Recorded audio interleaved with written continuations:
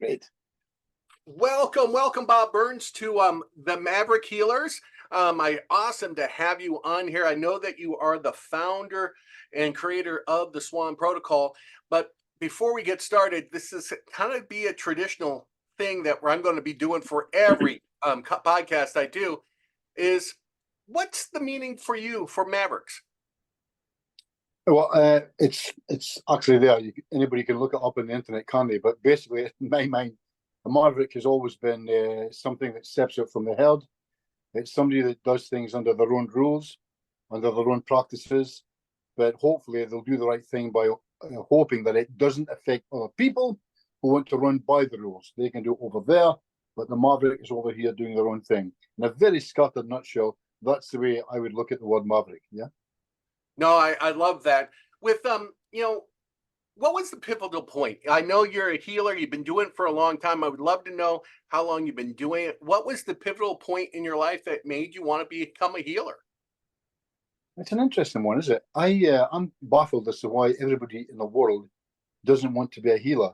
Uh, it's always been a thing. My lovely wife even laughs about it. That's always been the thing for me. I always wanted to be involved in healing, and I got the pivotal point would be an interesting one. I was at a Spiritualist National Union meeting in 1978. I was 27 years old, and I was really fascinated to watch the mediums that walk there. I don't want to be a healer. I want to be a medium. I wanted all the power and the glory of mediumship. But then I watched the healers and what they did. Somebody coming in with pain, leaving without pain. Somebody with anxiety, leaving without anxiety. And I thought, wow, this is beyond anything I was thinking of doing. Maybe I should get involved in that. So I got involved. I got accredited through the Spiritualist National Union. So I'm what's known as an accredited healer through the SNU. And Nice. I trained for a couple of years with the SNU before they sent me out into the world to do my healing work. Yeah. So initially, before all of this, I was ostensibly a spiritual healer. That's how it kicked off for me. Yeah. That's fascinating. So was there a transformational moment of you experience or witness during therapy, and how did it approach how did it help your approach in your therapy? Well, there was a moment. I'd been sent out to see a guy called we'll leave it as Bill because I don't have his permission to use his. I think he's probably passed on by now. It was many years ago. He was an older guy, and Bill had the Spiritualist National Church, because they are a recognized religion.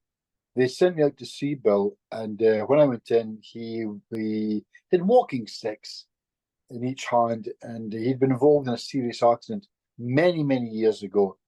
And we did a session with him, which was interesting because for some reason that I couldn't understand, I broke into a ridiculous sweat.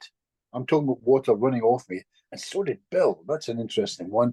Only later, much later, when I started looking at energy healing, I understood a little bit about what was going on in the room at that time. But never mind, no miracles happened there. I just did the thing. He said it was good, and off I went on holiday. I was going on holiday that night. And when I came back 2 weeks later, there were lots of messages on my answer phone. This is long before Wi-Fi and the mobile phone, of course. And mainly they were from my mother asking me to contact her. And when I went down to see her, she told me that she'd been at her social club. Here in the UK, we'll have these working social clubs at the weekend for working class people where Oh, they play that's nice. bingo back. They play bingo back in these days, and they all have a dance together. And she told me about this fella that asked her up to dance.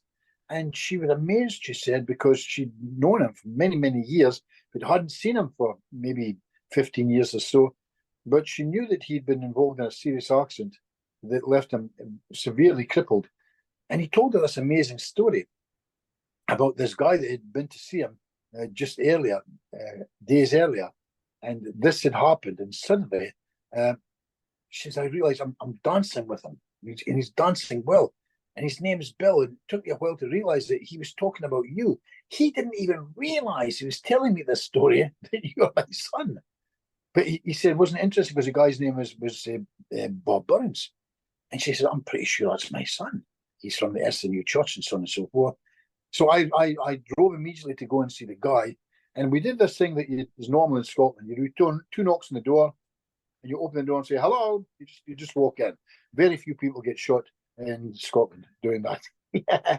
So I walked in, and as soon as I went through the door, I thought I'm in the wrong place because it was different. It was green before, and now it was a gorgeous light blue. So I shouted, "Sorry, I'm in the wrong house." And a voice came back, "Is that you, Bobby?" And he walked around the corner, and it was Bill, and he was in great nick. Yeah, he still used a stick some of the time to walk, but he was pretty much close to being fixed. And I thought, if I'm being honest, I know that some people watching this are going to think, "What an idiot!" But I couldn't help but think, "Oh, my God, I'm back." Yeah, it's a second coming. I'm touching people. This is going to be my world from now on. And it wasn't quite like that, of course, because the next time I went to see somebody, I didn't get to fix them. The next two I did, the next one I never, and so on and so forth. Such is the world of healing. So I had to get used to that and find out how I could make these things a little bit better, a little bit stronger. So I coupled the healing, as I still do to this day, with my my hypnotherapy practice. Yeah, but that would have been the turning point for me. Bill, the guy that threw his twitches away. It was a special one, yeah. Well, with that, is there a core belief of in your practice, and or that is there a core belief that you bring into your practice, and how do you reflect it to your patients? Well, my core belief, I don't think I share a lot of my core beliefs with my with my patients.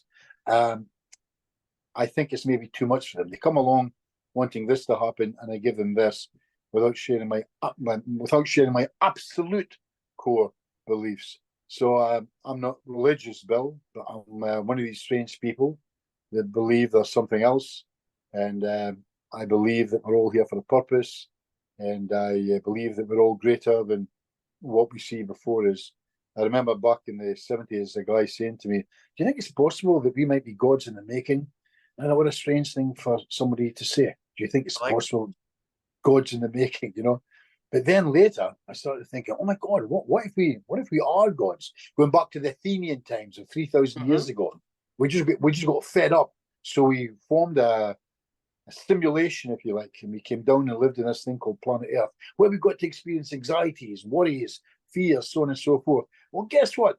It's this year now, and right now at this point in time, we've got some of the top physicists in the world who will tell you they actually believe we live in a simulation. How about that?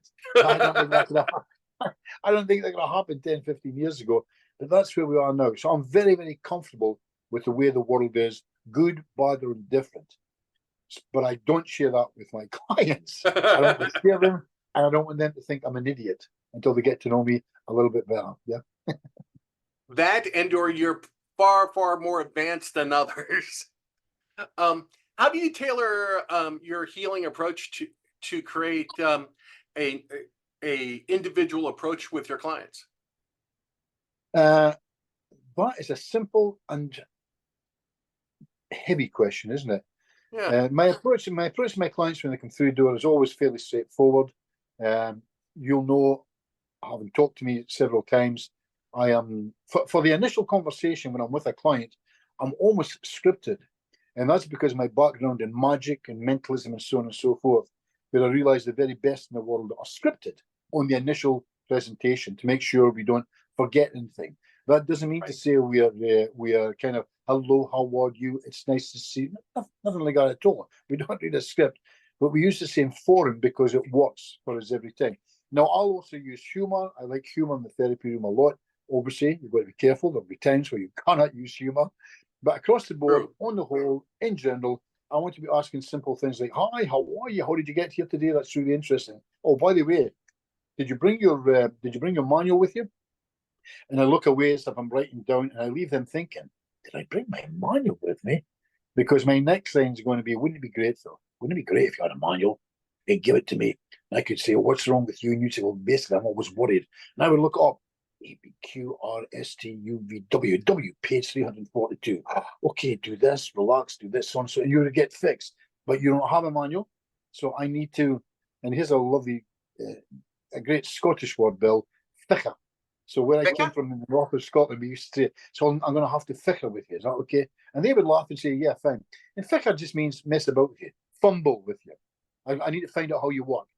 So by doing that, I would tell them, your job is to do nothing. Your job is to sit back, close your eyes, and just relax. Don't try and help me, but don't fight me. Just allow me to do my work. You think you can do that? And we'll see how we get on over the next 10, 15 minutes and see if you're getting into it at all. They'll smile, they'll say yes. And hopefully in the first 10, 15 minutes, because I really show my work, I present hypnosis, yeah? So hopefully during that early times, something wonderful will happen. Remember, Bill, this is long before I discovered this beautiful thing that landed on my shoulder one day called the Swan. That's completely opened up. That's opened up to that now. Where they say, hi, so let me ask you, are you left-handed or right-handed? And whatever they say, I say, great. Take your left hand and put it like that, and I mirror them, and we go straight into the Swan with every single client I've got, yeah? I actually use the Swan with every one of my clients as well. I know you do. So how do you measure success in your healing practice, both for yourself and your client? Well, I stopped worrying a long time about success for me. I'm not really that interested in success for me. I used to be. It used to torture me. And my job is to do the best thing I can possibly do. That's it. And whatever happens after that, that will be what happens. Yeah, I used to have a thing in my therapy room up in the wall, and people would read it, but they would never ask me any questions about it. It simply said SW, SW, SW. And anyone who's ever trained with me, because I used to take therapists into the room to watch me work before COVID, that's the way I work. And SW, SW, SW simply means some will, some won't, so what? And it was to keep me grounded, yeah? It was to keep me grounded. If I just had a wonderful session, I'm not going to get too excited about that for the next time it comes in. The next person's due in another 5 minutes, and it might not be a great session.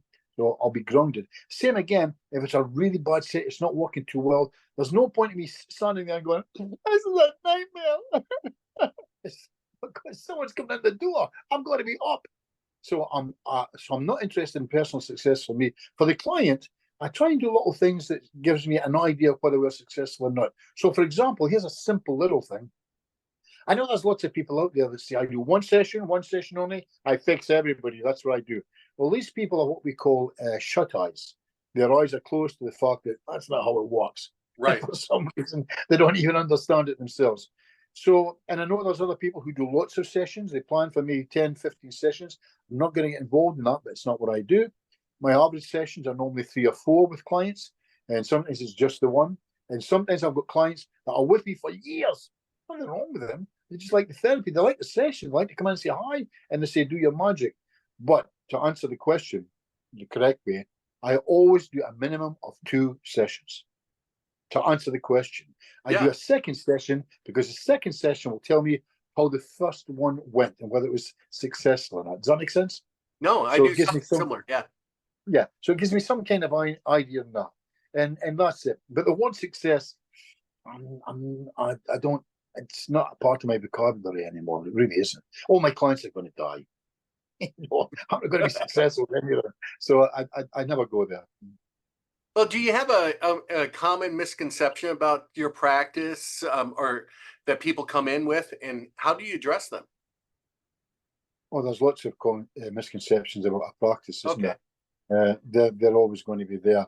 But they've knocked on my door, they've rung my bell, so it's not my job to go there unless they say, listen, I've got a couple of questions I really need to ask you about. Is that okay? And I'll say, yes, absolutely. Because if they have fears, they've got fears. They're not being silly, they've genuinely got fears. But most of the time, I'll tell them is, for example, if I chat to somebody for 5 minutes, just 5 minutes, we can do this in 5 minutes. Can you believe that?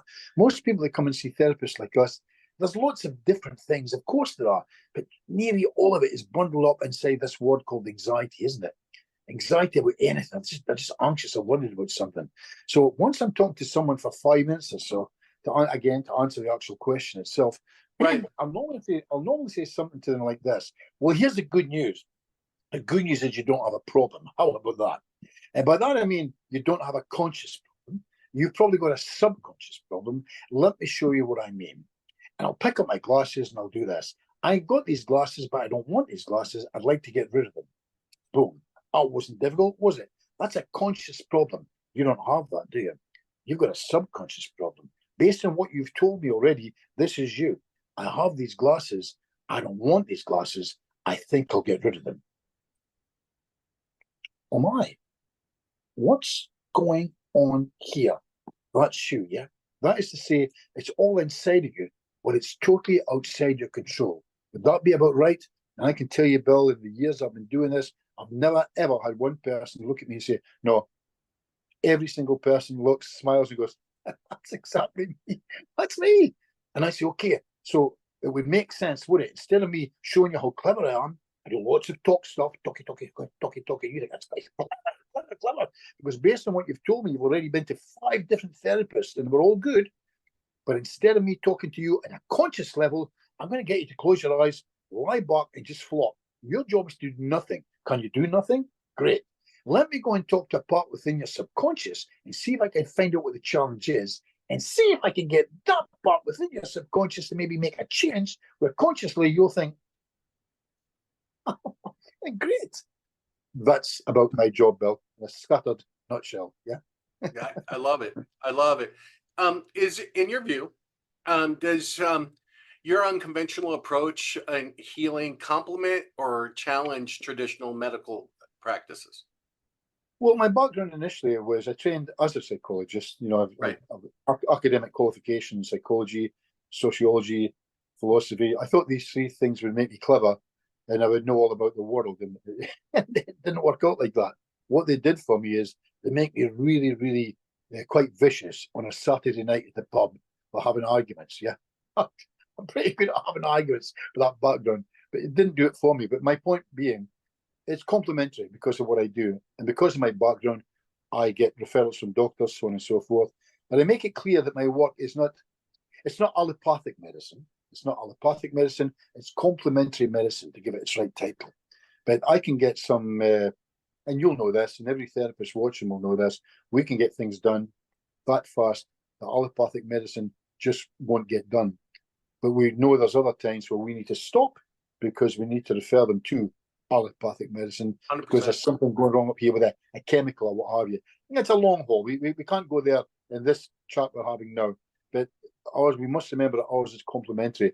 I make it clear to the doctors I talk to, and they're happy with that.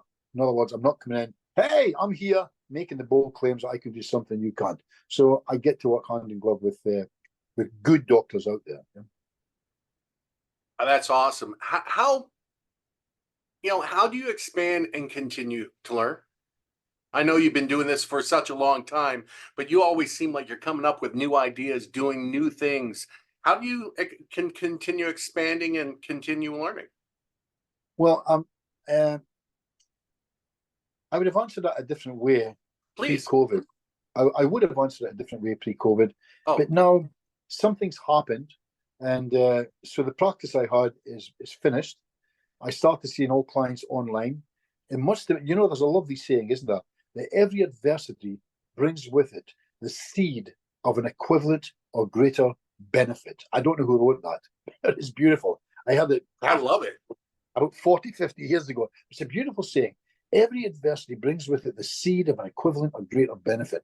Along came COVID and showed me, oh my God, I can get the same results online.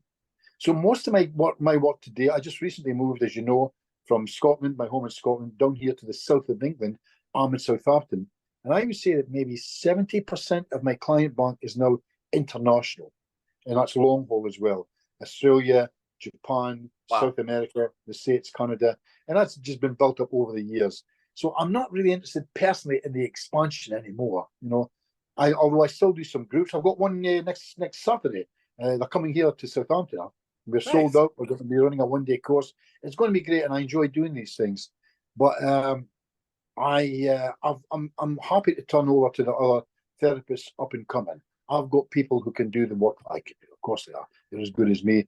And I've done my bit. I'm 72 years old now, so I'll still see some clients, but not as much as before. And I've got other interests now. I've got really strong, all things linked to the mind and stuff like that.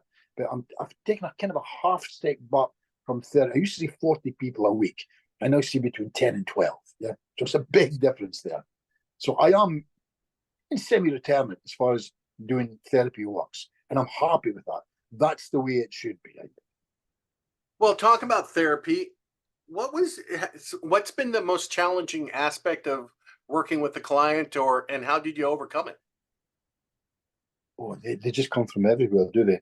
And because the type of work. Well, here's a great here's one for you right now, Bill. 3-4 days ago, Mm-hmm. I got a person who trained with me. He is a physiotherapist and a hypnotist, a hypnotherapist as well. Nice. And he's from outside this country, but he contacted me, and it was just cold. Hello, how are you? I never knew he was coming. He said, I said, I'm okay. And you could tell right away there's something just not great. And I said, are you okay? I'm fine, he said. So that told me it's not about him. I've got a client with me right now. I've got a bit of a problem. Can you help me with it? And the long story short, she's on the carpet in his room. She's lying the carpet and having forms of convulsions, yeah? So when we go, she can talk to me, but she says she's very, very dizzy. She can't move, so on and so forth. So we go into hypnotic mode, where I use hypnotic language to get her to relax, to get him to put an arm on her, to get her to come up, to get her to sit in a chair, and then we go right for it. Yeah, I go right for it and talk to the part within her through the use of what we might call the swan. And the part comes through and doesn't want to talk to me because it comes. I'm not saying it's an ugly part, but it's acting ugly. Yeah, to me, I don't want you. So here's a woman who's not in deep hypnosis, but her mouth's open. This is hitting me. I'm on my mobile phone, for heaven's sake. I don't want you. I'm not going to talk to you, so on and so forth. So again, maybe a maximum of 7 minutes, I suppose. That would be pretty close to it. She's there. Oh, yes, it's great. Oh, fantastic. I just felt lost. I'm not sure what was happening there. And we managed to get it fixed. And we managed to get it fixed because I hypnotized my first person in 1973. Wow. Yeah. So I've got over 50 years. And this, which is a shock to him, terrifying, it's enough to make you have a bowel movement, for heaven's sake, is nothing new to me. So I'm comfortable with that. So we can handle these things when they come up. But it doesn't happen in a sentence when I can say it. And we do it by doing this. It's not quite like that. Yeah. There's lots of tributaries to where I go next. Oh, blockage there, so we go down this one, we turn left. But at the end of the day, I want to talk to this part, and I have to have it in my head, Bill. And you know what I'm saying when I say this. Oh yeah. I keep this sort at all times. Look, it's either real or it's imagined. But for the point of doing it here, for me, it's definitely real. So that's where we go at the point of treatment. It's a real entity here because she tells me it is, and I work with that. The last thing she needs from me is, hey, it's just in your imagination. Because this woman is definitely going through a reality, which might be real, my friend. So I'll act accordingly. And again, it comes back to experience. Most people are training right now, and they're going off doing a couple-week course, and they're therapists. They're in there on Monday morning doing therapy. And they'll do great. They'll do great for standard anxieties, worries, feelings of guilt, shame, and remorse, stuff like that. They'll be great. But when they get stuff like this, they're going to need a mentor that they can, like my friend here, they can contact immediately and say, hey, I've got a situation here. Can you help me with? And then later, like I did with the guy, I talk him through it.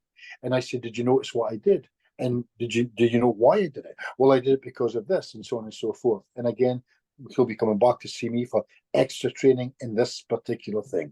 And that will be, of course, in cross-part communication, what we call direct voice when a part comes through. So again, that's kind of how we handle situations like that. Yeah? Well, we've kind of discussed the swan and didn't tell maybe a new viewer what the swan is. Can you talk about that model, that technique, that protocol that it's phenomenally effective? Can you share a little bit, kind of give a general knowledge for people? Yeah, and I'm very comfortable telling it because of this. The good thing is when most people have something they've created, and everything's a construct in our business. Every single thing is a construct. In fact, Bill, and anybody watching, every single thing in the planet Earth today is a construct. How about that? I know there's one or two of you right now being smart and thinking, wow, that's rubbish. This isn't a construct. That's not a construct. It is. Everything you can think of has been constructed. Even a tree. The name of a tree is a construct, and so on and so forth. So when we move that further into therapy, everything there is a construct. Every single thing in therapy is a construct, except, you ready for this? The swan. It sounds ludicrous, yeah? And the reason why the swan is not a construct is because I didn't construct it like that. I was sitting watching, you know the story, Bill. I was watching a TV one Saturday morning. I just come back from the beach where I'd been doing a set of Tai Chi. We do that every Saturday morning. I do Tai Chi in the beach. I come back and I watch a cooking program. I put my fingers through my hair, lean in the back of the chair like that. My hand flops forward, and I happen to turn around and look at my hand, and I say, "Ooh," because it's like that, yeah. And I say, "You look like a swan, don't you?" And my hand goes, and I think, "Ooh," a little bit worrying, but it's just the sun's shining. It's 10 o'clock in the morning. I'm not terrified. I tell you, Bill, if this was midnight, yeah, and it was dark, a dark room, I might not be as comfortable. That's fascinating. Do that again, bang. Could you actually turn and look at me? Wow. And then we start having some kind of a conversation. I'm getting yeses and nos. And I ask it to say hello. We get a wave. I'm thinking, where is this going? And it does cross my mind, could be, am I losing something here? I shout to my wife, who's upstairs. She comes down. And I say, what's this? With the complete belief it won't work now. Because that's how psi works. I'm talking PSI. That's how psi works. You think you've got something amazing happening in your life, you ask a friend to come and look at it, doesn't work, does it? Psi will mess with you. It will just play with you. Now, this isn't going to work perfectly. It didn't work with my wife. There was nothing there, but she did turn around and say, you need to take this into the therapy room and see what happens with it. And I thought, yes, I could probably do this, something that's not going to be in any danger. Let's see what happens. It was a great Monday. It was the best Monday I've ever had in therapy. And I thought, I need to do something more with this. After a couple of weeks, I made the mistake of going online and telling the world that something had been wonderfully created by me. And they called me an idiot. But one particular guy, a psychologist from London, called me, the word he chose was cock. He called me a complete and absolute idiot. And we had some words, and he said, well, why don't you come down here? I'll set up a room with some medical people, doctors, psychologists, and you can show us how wonderful this is. And I said, well, yeah, okay. And he sent me the flight ticket that day. Terrifying. Wow. Yeah? So I've got to fly to London now. It wasn't a good flight. I get there, I come through, I walk into the room, there's about 30, 40 people in the room staring at me, think this guy's an idiot. And we started right away. I don't have a clue what's happening next. And we do it. And I pick a subject, and he's just fantastic. I then do it with the room. I've never done it before with the room. And all but one are swanning, and they're all shouting and screaming and laughing. And I'm thinking, and I'm looking as if I know what I'm talking. I'm going, yeah, well, there you go. But I am more surprised than any of them, because this has never happened before. Right. And then during the tea break, a wonderful guy called Philippe Miras, doctor from the south of France, says, it worked okay with me, but not great. Can we try it again? I don't want to try it again. I want to go and have a cup of tea or a coffee. I'm knackered. I'm excited. I don't want to do anything, but I don't want to say no. So we do it. Somebody pulls out a mobile phone, films it, puts it on the internet without my permission, and it just went wild. And I started getting calls from lots of God knows how they found me, and just went crazy. Yeah, I made up a DVD, and the DVD is 36 minutes. I think the Swan, the first one. It cost me £1,000 to get that made up. £1,000 exactly. It's a bit worrying, but never mind. And my wife said, no, where do we get this money back? Well, we got it back by Thursday. Then after that, it really exploded. And then the mortgage was covered, and we started getting offers to go all over the world. And we did that for a good part, maybe 6-7 years, until this thing called COVID came along. Well, I don't want to spend too much time on that. It's just horrific, isn't it? So the whole thing changed. But back to the Swan itself. What is the Swan? Well, here we go. For anybody watching, you tell me what the Swan is. Hi, how are you? Is there anybody there? Can you try and twitch a finger? This happens. Can you try and do something else? Maybe a different finger moves. Can you try and turn the hand? The hand turns. Could you maybe wave to me? Yeah, wave. Can you go back? You go back. Show me how you'd say yes. Show me how you'd say no. Show me how you'd answer if you didn't know. I didn't understand the question. You get a third movement. And anybody watching this, I'm with them when they turn around and go, wait a minute, that's an idiomotor response, you idiot. There's nothing great about that. I'm with you. But the next thing I do is, I remember this person's not in hypnosis. I say, you can move the finger and you can move your hand, but let me ask you, if you wanted to, could you move the vocal cords, the trachea, the cardiovascular system? Boom. You get a yes again. Well, do it and maybe say hello to me. And they look at me and they smile as well and say, it's crazy. And next thing, hello. And the whole room changes. Yeah. The whole room changes then. And you already know some of the stories that are out in the building. They're all perfectly true. We've often had a part coming through, and suddenly the part talks in a foreign language to me, and claiming that maybe they lived before at that time.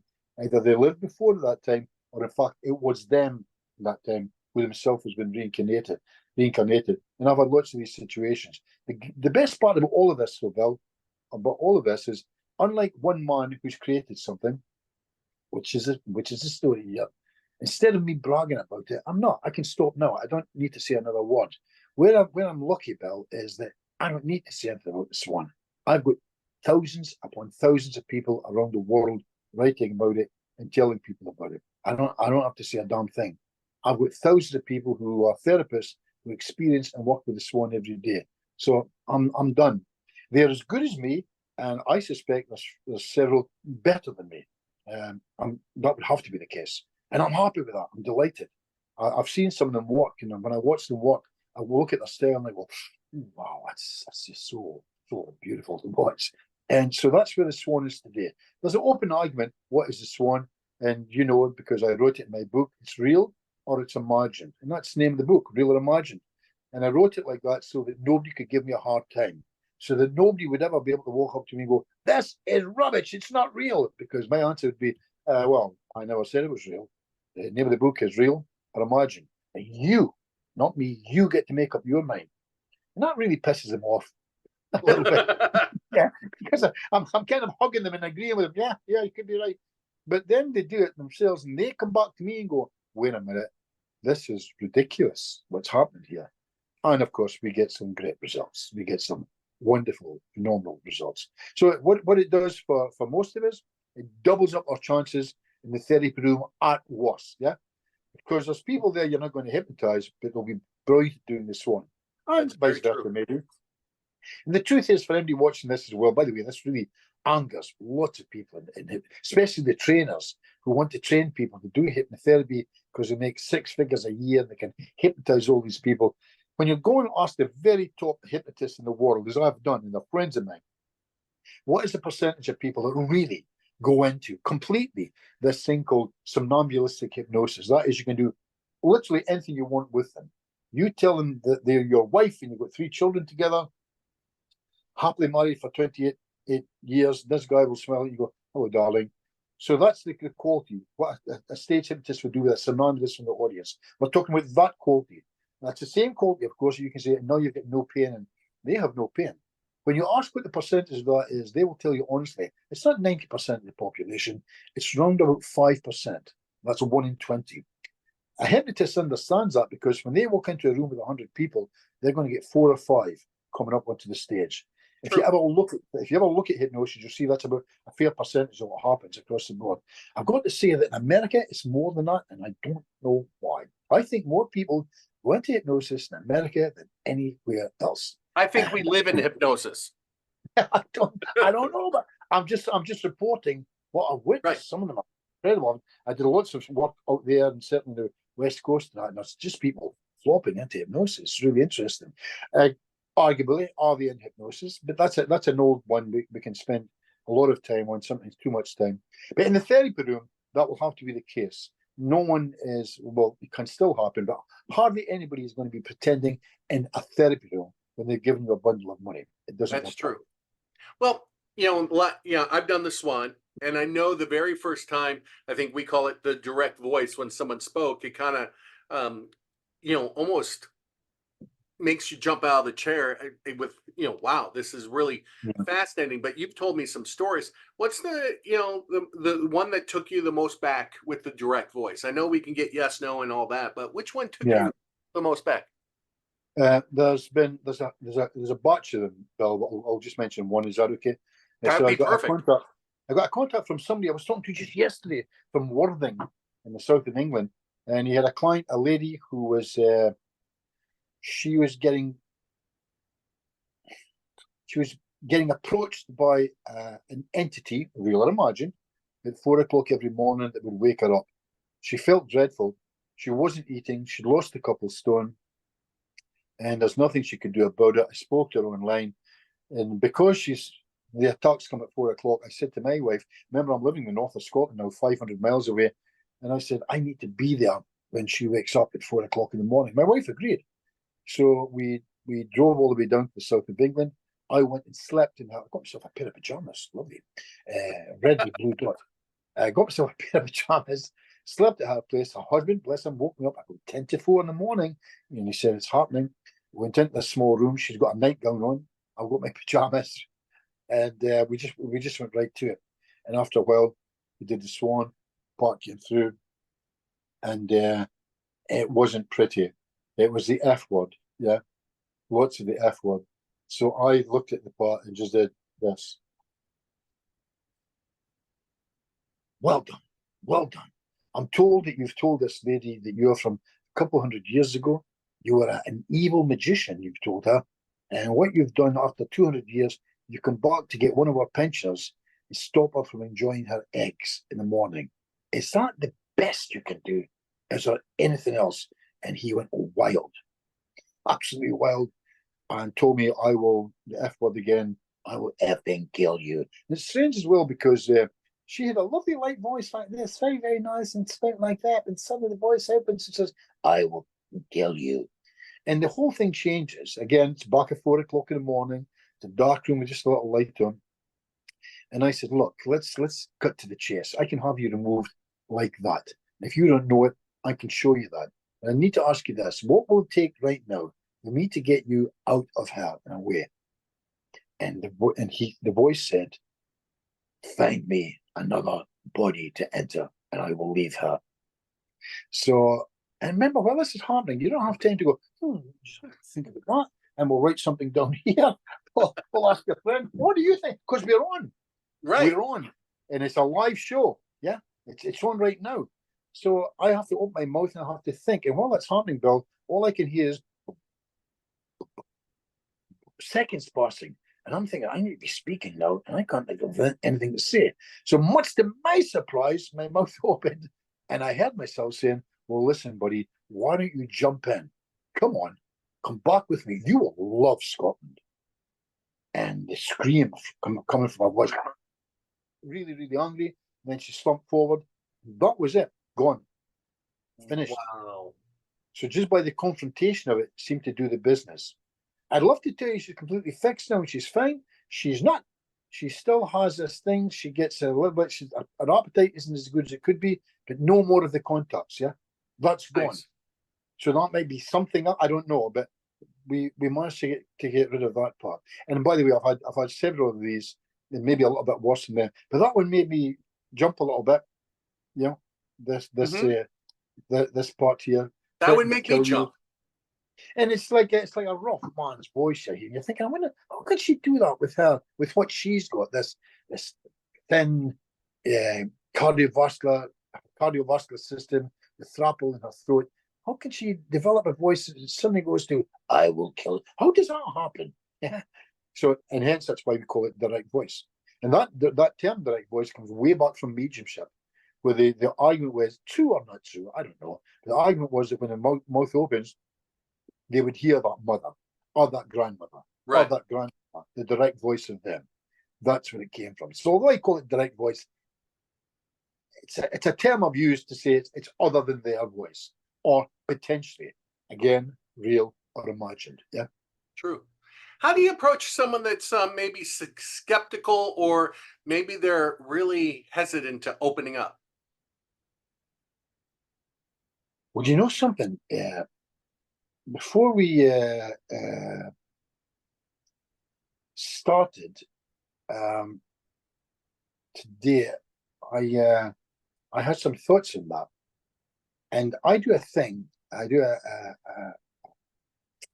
it's a protocol when I'm working with people, and we come to, because a lot of sorry, let me change all of that. A lot of therapists will say to me, do you ever get people giving you a hard time? Never mind the people that, Because when they come into the therapy room, it's not a problem so much for them to get involved. They've paid me the money. They've prepaid the money. They're in. We're doing the work.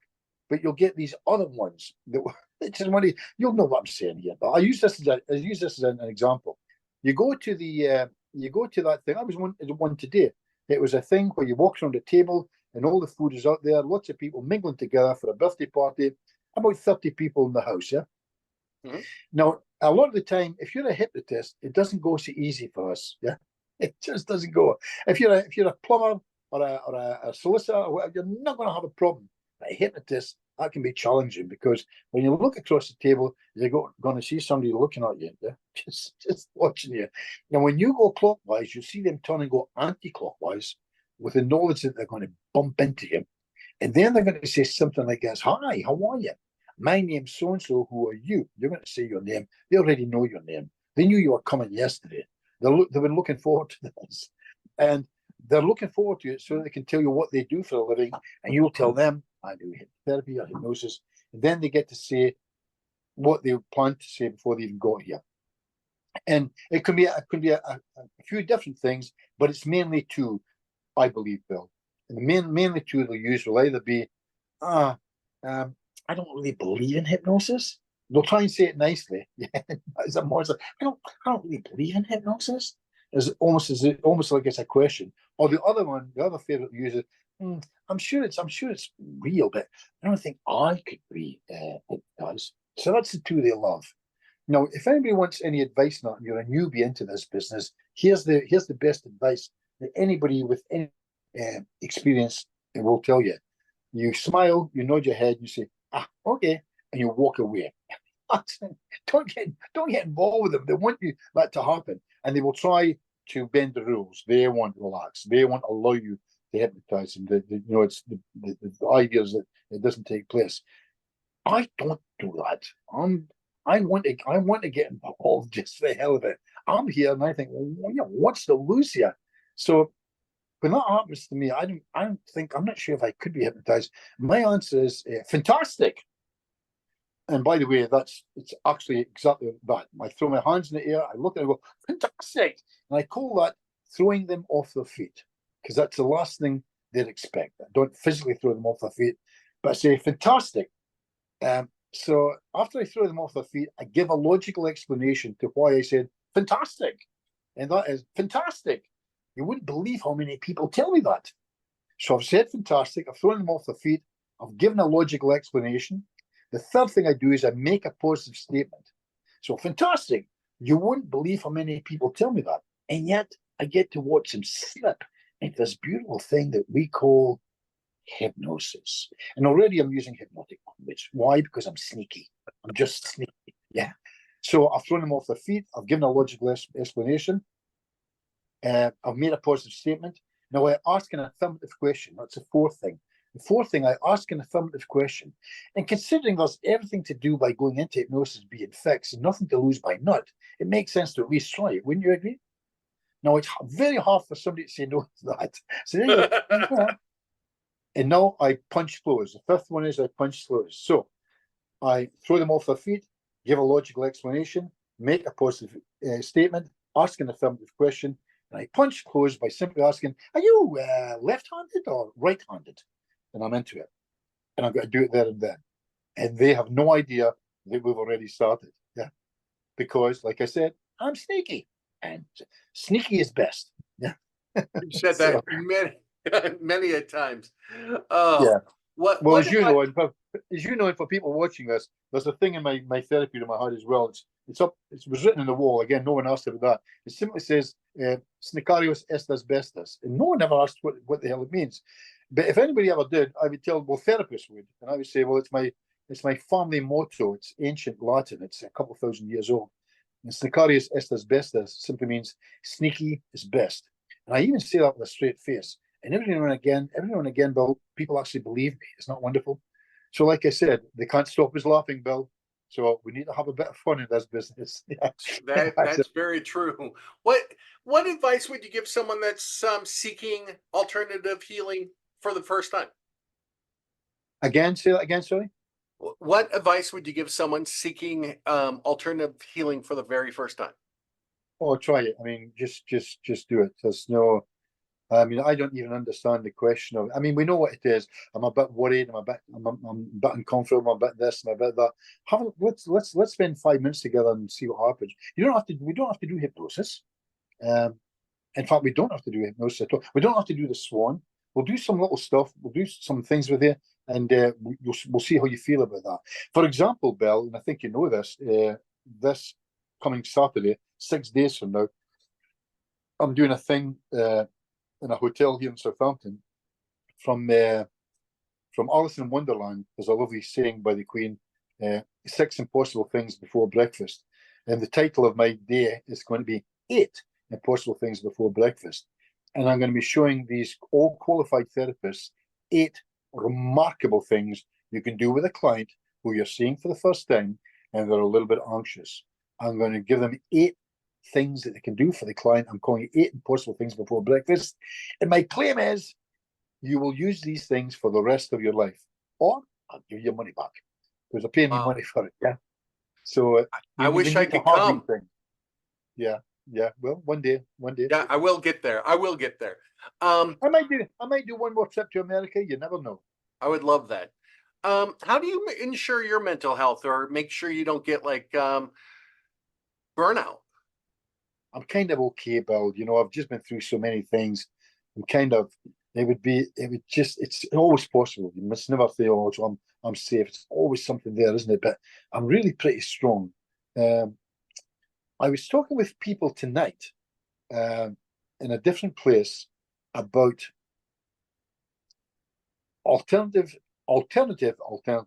therapy, because here in the UK they're talking about treating people with magic mushrooms and DMT. Yeah, it's very, very exciting what's happening here, and I know some of that's happening over in the States as well. And I've experienced these things, and I was saying that every now and again, in every given situation, your mind will touch an area that can seem horrific. Yeah. And I have a saying for when that happens. I call it "kiss the monsters." And I've been teaching that for many, many years. If you're ever in a situation where it's just so coming and it's just the rooms are closing and it's just a nightmare, kiss the monster. Grab that monster in front of you, give it a massive kiss, and watch it turn into a beautiful lady who will look at you and go, "Oh, he sees me." And that's how it works. I know that because I tell people and they come back to me and say, and that's how it worked. Nothing happened. And I started feeling good just because of that one very, very positive program that I put out there. I'm going to kiss the monster, see what happens. So I've had lots of monsters. Bill, I've had lots and lots. I'm from the 60s, buddy. Yeah, so I'm going through armies of monsters. I think I'm okay. I think I'm pretty safe. Yeah. But thank you for asking. Well, thank you. What, how do you think? Can I add a little bit to that? Sorry, because please. I'm always being flippant there because that's me. But your question could be expanded to how would I advise somebody else on that, and suddenly the question changes. Yeah, and the answer changes. And for me, because of some of the things I've been involved with in my life, I've got this little thought that was given to me by a man called Sidney Stephen way back in the late 70s. And he told me that he did this, and I thought, that's really some good to me. I like that idea. So very often before I'm involved in anything at all, I envisage an impregnable bubble around me. Yeah. An impregnable bubble. And I send this thought that whatever comes my way, I send back to them tenfold.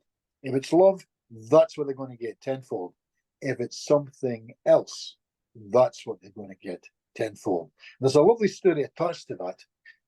This is great because you're poking me. I'm remembering great stories. There's a guy called Gordon Higginson.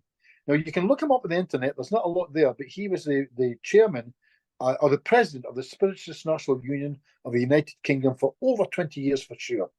I trained with Gordon as a medium. He was, beyond a shadow of a doubt, the top medium in the world in his day. And I knew him in the 70s and the good part of the 80s. I was never going to be a medium, but I like to get involved in stuff like that, and I liked it. And he told me this amazing story. It had been in some local press many years ago. I don't think you'd find it, Phil, but I knew other people who told me the story as well. he was challenged to a duel by a magician, a duel to the death. Yeah, this man is a wonderful spiritual man, and the guy challenged him in a duel to the death. And this story that Sid Stephen told me, he said, I got the idea from Gordon Higginson. So that's how the story got expanded. And I ended up talking to Gordon about it. And Gordon says, so I thought, nothing's going to happen to me or him. Everything's going to be fine. But just in case, yes, he said, as Sid said, I envisaged an impregnable bubble. And I thought, whatever happens to me over this next week or so of love, I'll give it back tenfold to the people who give it to me. And if it's not love, if it's something else, that will just bounce back off the impregnable bubble to that same person tenfold. Now, here's the interesting thing, and let's leave it at this, Bill. It's just an interesting story, and we can move on without any of us thinking there's any reality to it at all. Is that okay? But on the Saturday morning, they found the magician dead in his apartment. It's an interesting story. Yeah? Wow. It's an interesting story, but from a man called Gordon Higginson, who was the most psychic creature that I've ever known. Like I said, it's an interesting story. Yeah. Well, but I do believe in the impregnable bubble. I'm very comfortable with that at all times. no, I'm going to start using it. I think that's fantastic. With the advancements with technology over the next decade and AI and how society's shifting, what do you think of how your healing practice or healing practices will evolve? I find that a difficult question. In fact, you know what? I almost want to sit back and listen to some other guys with some of their ideas because I don't see it as that. I was talking to a guy called Hayden Ebert tonight, and this isn't going to sound deep at all in any way, shape, or form. Yeah, I understood it coming from. He said the messages in all the work I've ever done regarding awareness, regarding getting involved with the psychic world, the magic mushrooms, the DMT, the ayahuasca, the everything, every single message seems to be the same. Well, don't worry, and everything's fine. That's deep. And guess what? I've spoken to hundreds of people who are involved in the same kind of life, if you like, interest, and their messages are, well, our findings are that don't worry, everything's fine. But it's more fine than you think it is. You are absolutely in perfect shape right now. Even if you die in the next 5 seconds, don't worry. You're going to be just fine.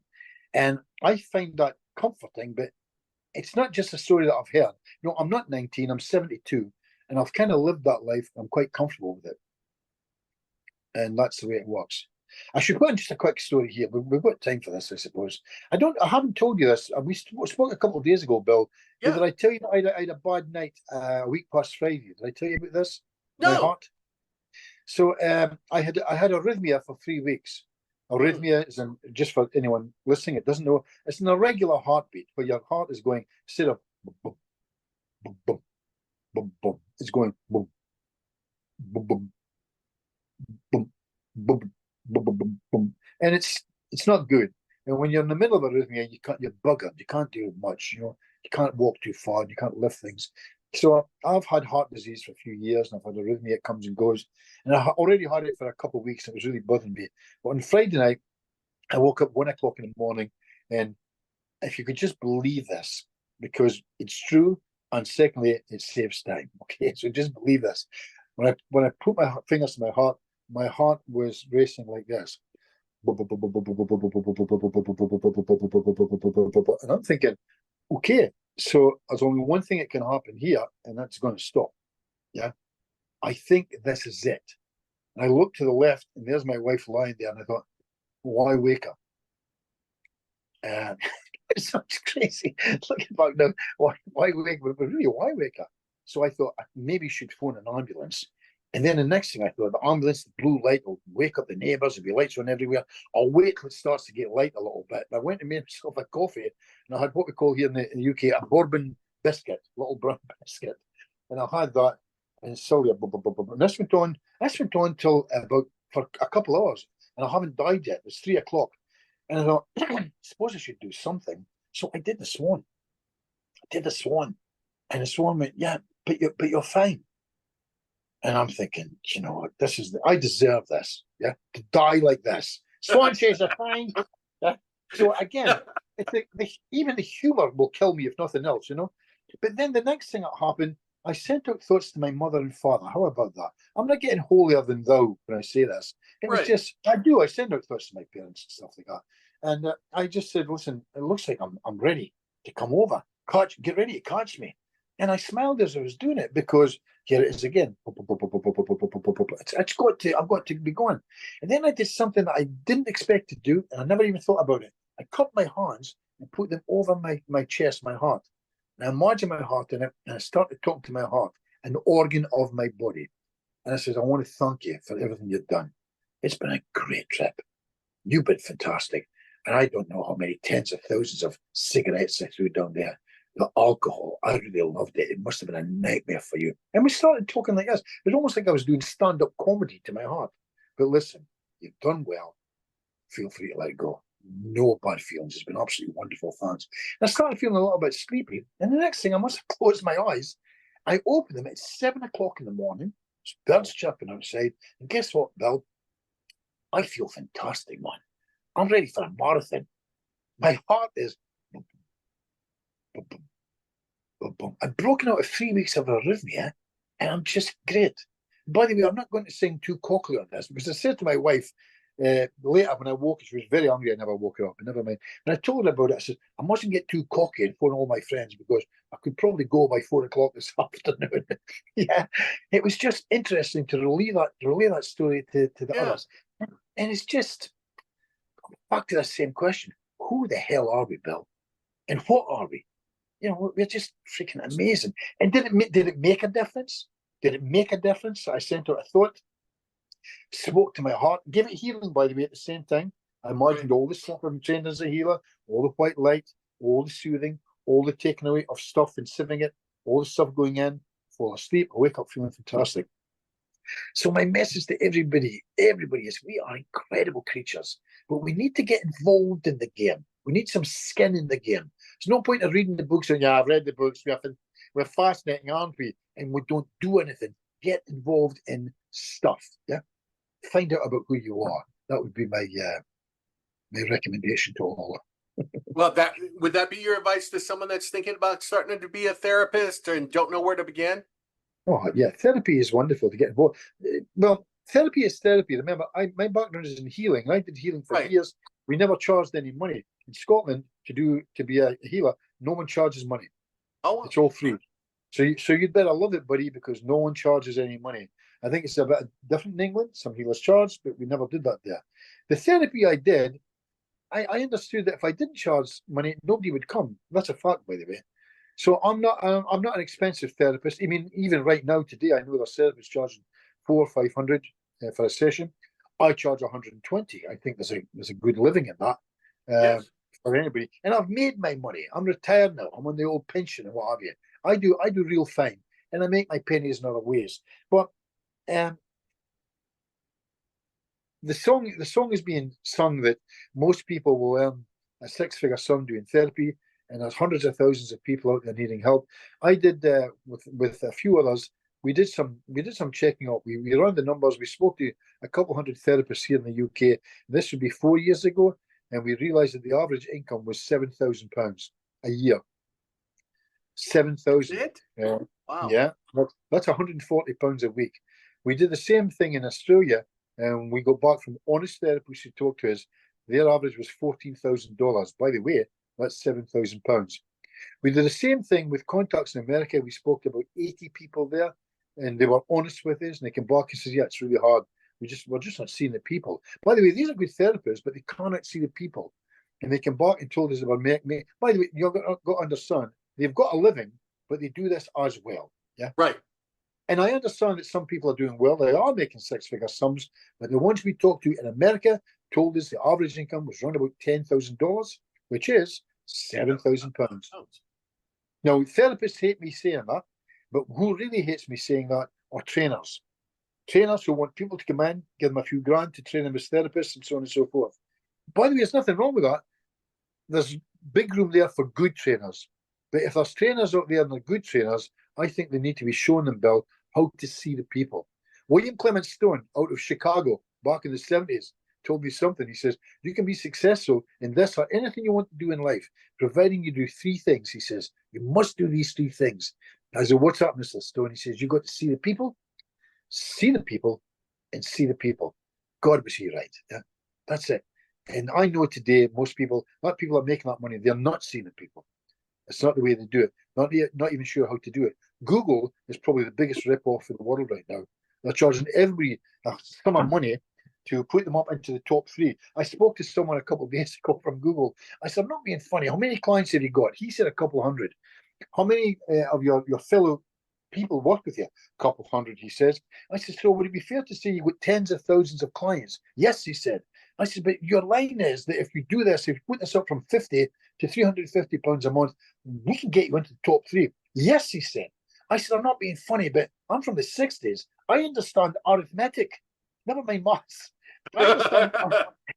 You cannot tell tens of thousands of people, top three. There's only room for three people. Do you understand that? And I swear to you, Bill, he said this, I'm not sure where you're coming from. Yeah.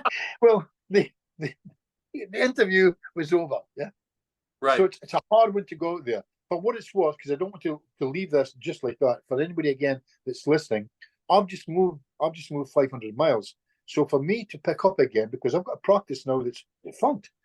So for me to do, and I've done this for the last 3-4 weeks or so, I do talks. I do two things to get client bound. First thing I do is I do talks, and most of my talks are free talks to different groups, the bowling groups, so on and so forth. And from that, I get clients. By the way, I do presentations in my talks. I do demonstrations in my talks. So they're looking and think, oh shit, this guy is the real deal. So right. I demonstrate my work. I don't do a talk and leave it at that. The other thing I do is I do self-hypnosis classes.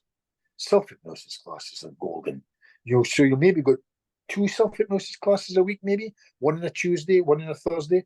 And the interesting thing about self-hypnosis classes, Bill, is every single self-hypnosis class I've ever given, everybody, I charge them to teach them self-hypnosis, but everybody becomes my client eventually.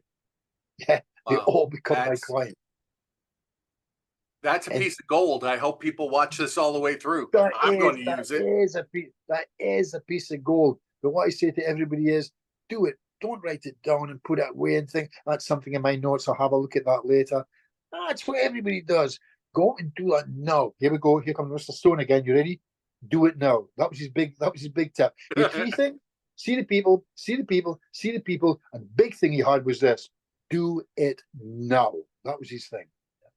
Wow. Well, this is at the end of the, Maverick Healers. I hope you are open to maybe doing a second one later on.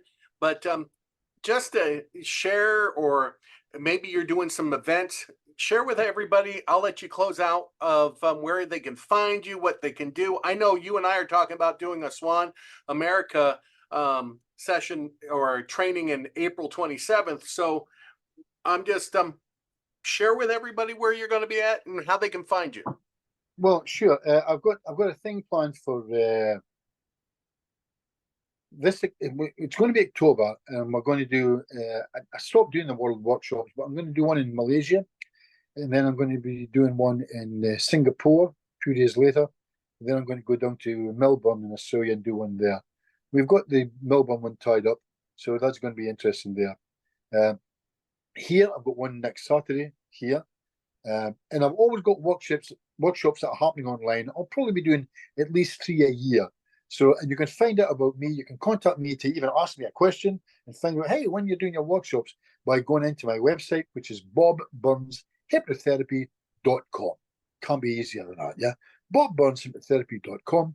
Feel free to befriend me on Facebook. You'll find out I'll always chat to you. I'll talk to everybody, and I'll accept you as a Facebook friend if you simply say, hi, Bob, my name is, I saw you at such and such, as opposed to clicking for a Facebook friendship, which I always ignore because I just get hundreds of them, and I don't even know why they bother, because they don't even answer me when I say, hello, how are you? They just want to see my photographs of me in the bath. I think I can't think of any other reason.